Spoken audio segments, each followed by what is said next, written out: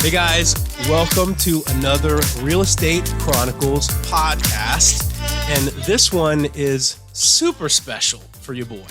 I am, I'm fanboying a little bit over here. I got to be honest with you. Like, I am thrilled to death to be announcing Mr. Mark McClaskey, the man, the myth, the legend, has officially joined our tribe. We are beside ourselves with excitement. This guy is top shelf. He is super humble. He would never, ever tell you this, so we have to say it. But, you know, he's a $30 million single producer, top 1% team lead. I mean, I've run the stats on this guy. You'd never know it by talking to him, because I don't know if you realize, but in real estate, there's sometimes some ego right here and there, and maybe merited, maybe not. I guess that's a conversation for another time. But I wanted to take some time and introduce you guys to one of the nicest, coolest, funniest guys on the planet, and also one of the most talented, in my opinion. Again, I probably am going to gush a little, but Mr. Mark McClaskey is with us today. Hey man, thanks for having me. Oh man, we're so excited, dude. It's just unbelievable. And so I just want to ask you a couple questions, and I guess the first would be, tell us a little bit about your backstory, a little bit about your history, how you got into real estate. Well, thanks, man. It's so good to see you too, by the way. You look great. Thanks, buddy. You too. Well, my background, so I grew up in Kansas on a cattle ranch, and my dad taught me how to work hard. Haul hay, fix fence. I never played sports because we were always wrestling cattle.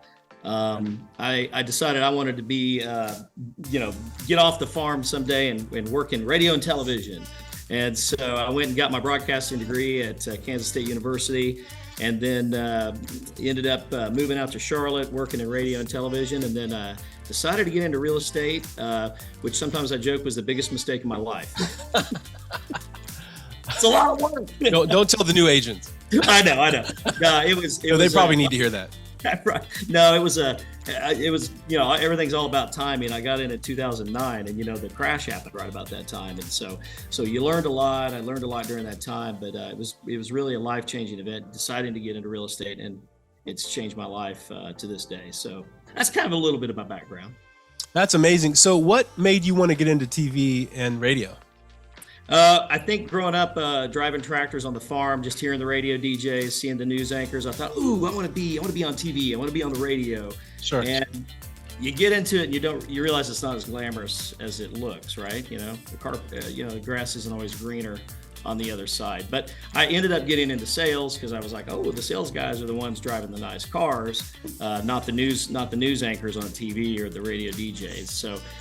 So it was just a way for me to get off the farm, because I thought, working for dad on the farm, I don't want to do that. I want to do my own thing. But then they said, the old adage, or whatever the word is he's got a face for radios. So I knew my TV career was done.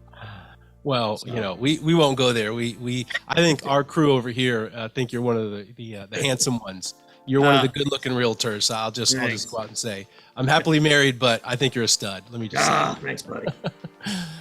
So obviously, we appreciate you. We follow you. We're inspired by you. We're thankful to be able to just watch your journey so far. So tell us a little bit about when you got into real estate. What did that look like? And tell us about your journey a little bit up to now. So, I had a friend of mine introduce me to the business, and he was kind of doing it part-time, okay? And I was still in the radio business at the time, selling advertising. And he said, why don't you get your real estate license? You can make some great part-time money. And I think that's how a lot of people end up getting into the business. So I got into it part-time. But I had a marketing background, and that's what I got my degree in, was broadcast journalism and advertising. So I kind of had a way, I kind of knew that you needed to kind of market yourself a little bit, but I just got in and learned a lot of things the hard way. And it was during the financial crash in 2009. So there was a lot of short sales and foreclosure things going on.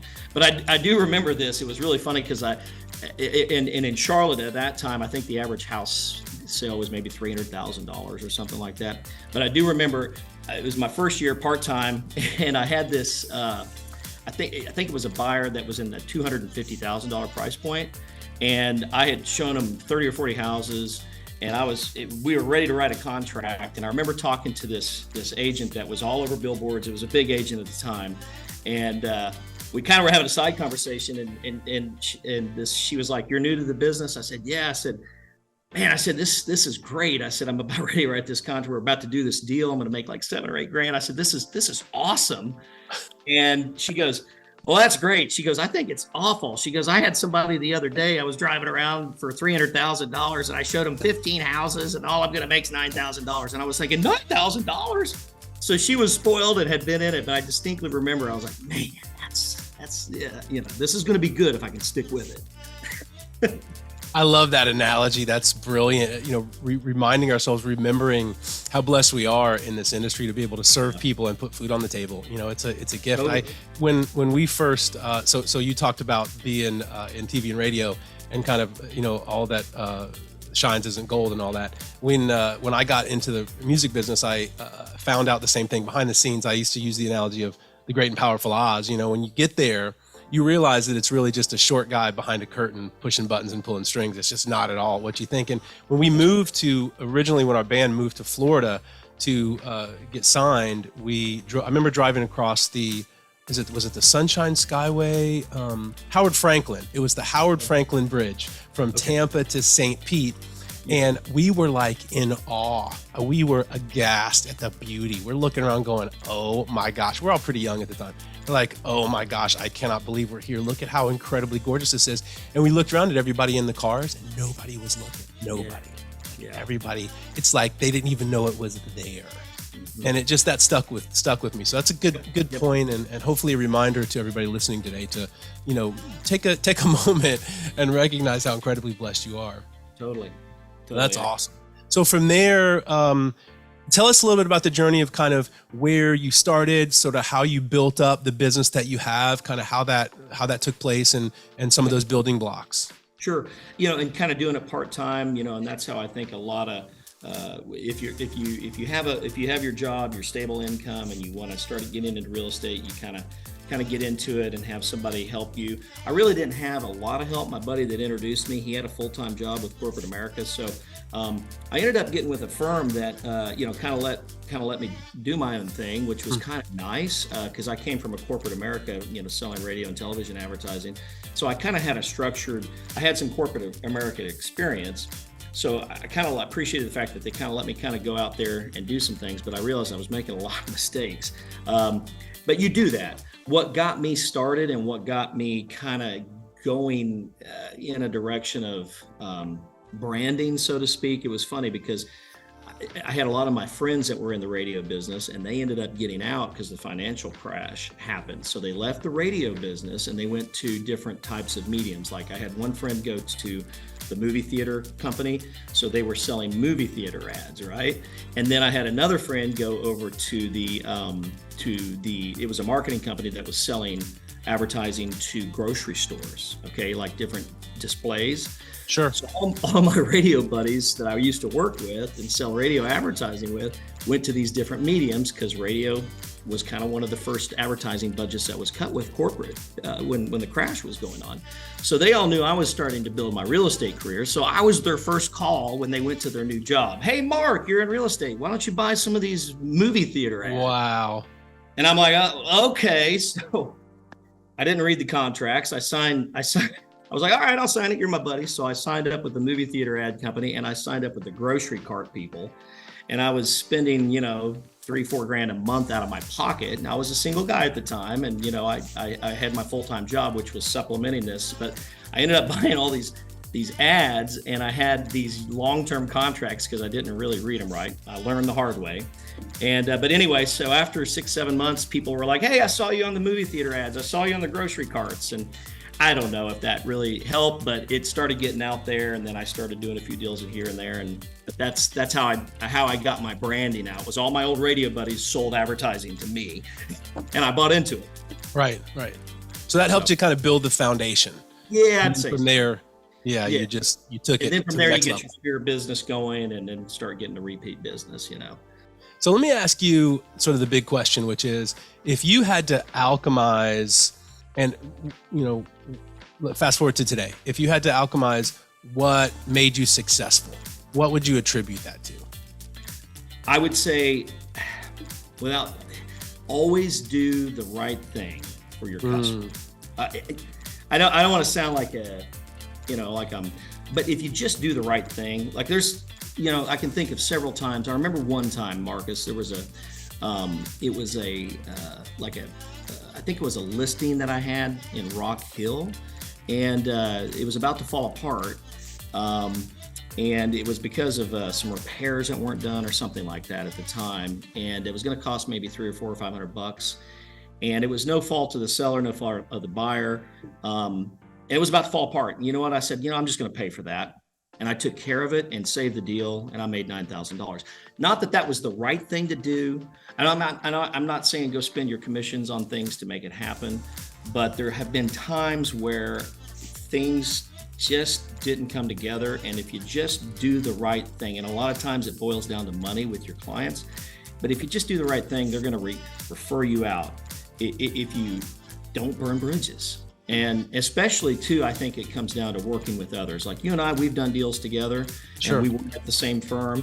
A lot of the new agents come in, and one of the big things I always say is just don't burn bridges with other brokers either.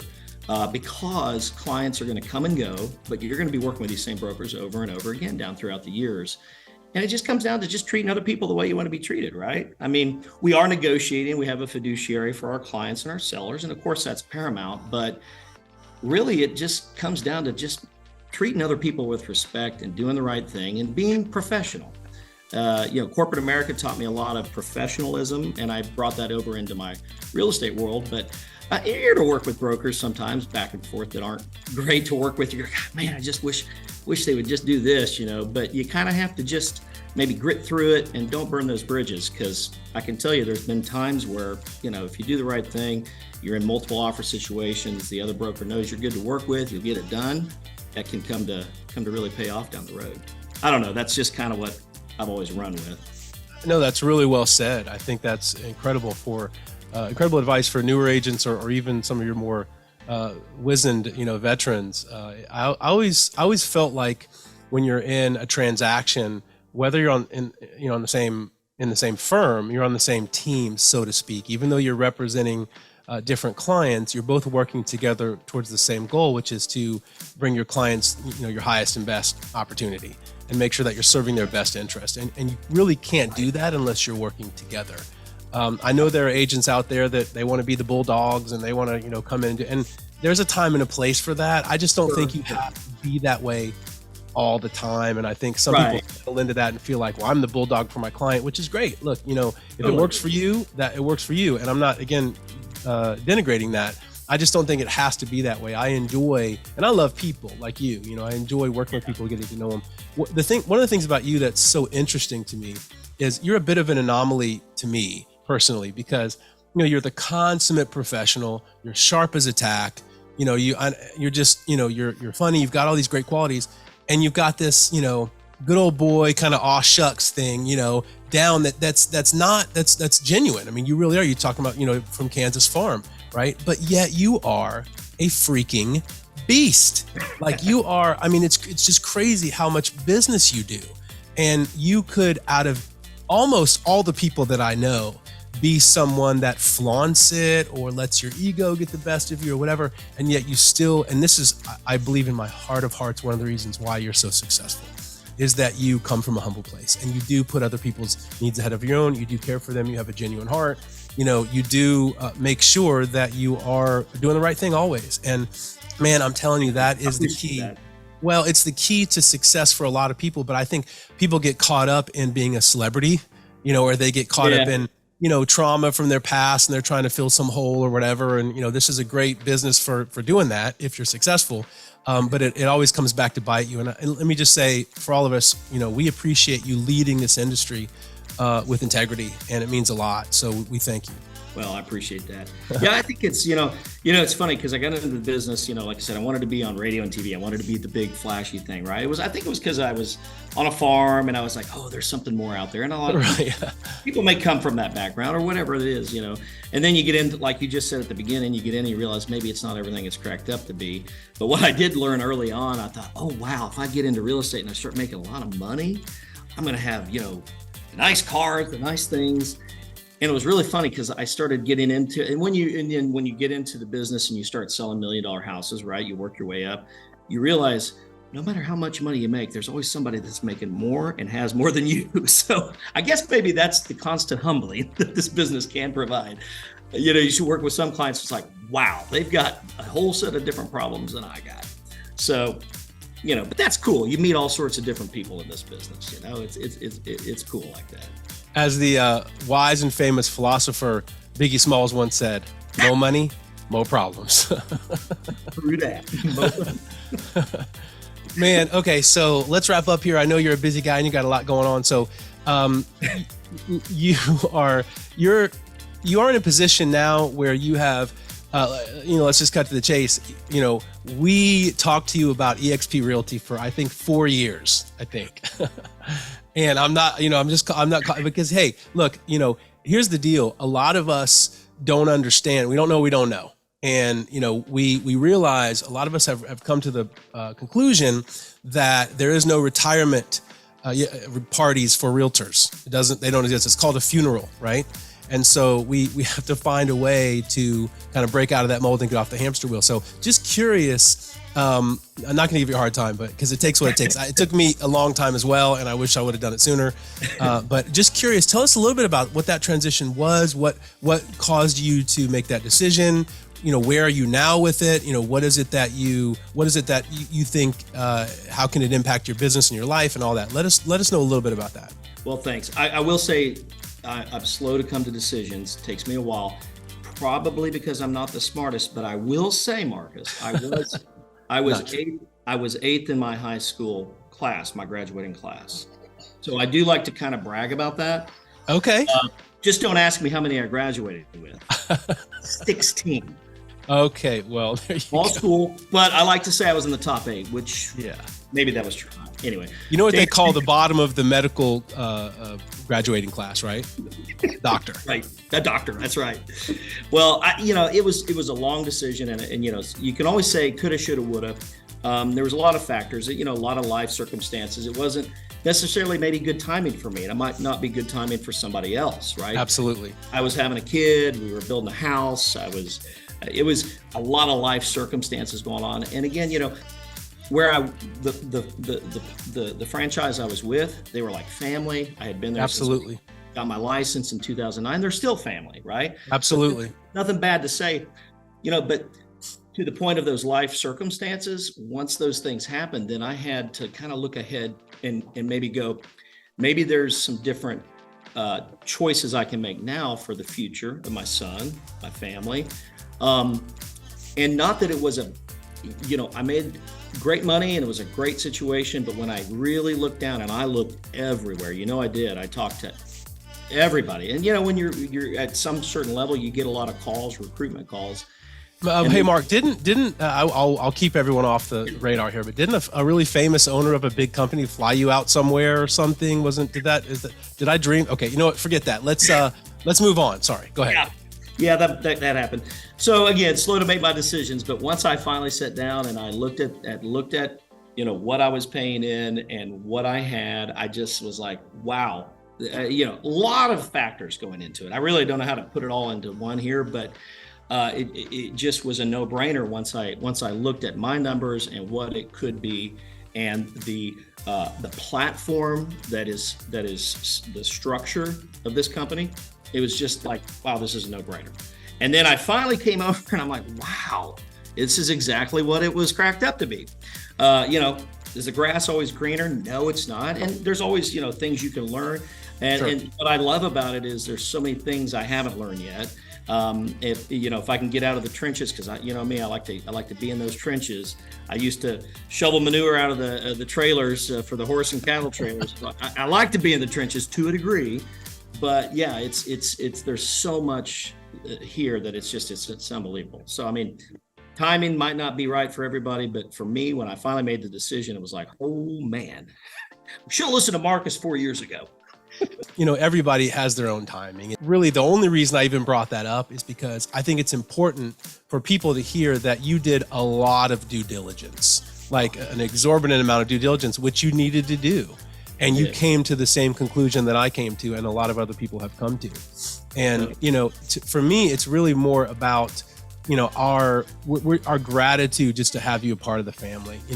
You're here, better late than never.